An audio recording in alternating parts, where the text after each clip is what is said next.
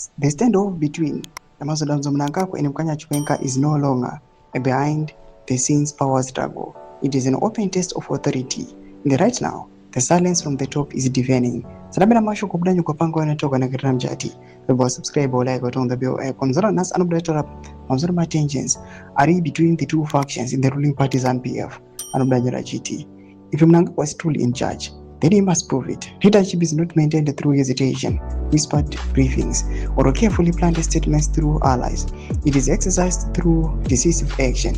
If Chiwenga is perceived as a threat, a rival, or simply out of step with the direction of government, then the president has both the authority and the obligation to act. Anything less is not strategy, it is weakness. Expecting Chiwenga to resign is politically naive. No one entrenched at that level of power walks away voluntarily. That option does not exist in reality. The only meaningful question is whether Mnangagwa has the resolve to remove him or whether he is prepared to continue governing under the shadow of his own deputy. Expecting to resign is politically naive. The use of figures like Temba Mliswa as unofficial messengers only deepens the perception of insecurity, where leaders speak through intermediaries instead of addressing the nation directly. It raises a simple question: who is actually in control?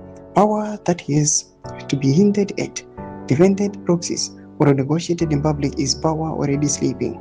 This moment demands clarity, not choreography. Either Mnangagwa asserts his authority in unmistakable terms, or he concedes by inaction that the balance of power is no longer firmly in his hands. There is no middle ground. In politics, at this level, hesitation is not neutrality, but is a surrender in slow motion. Doma developments and obliged to go pangwa inai.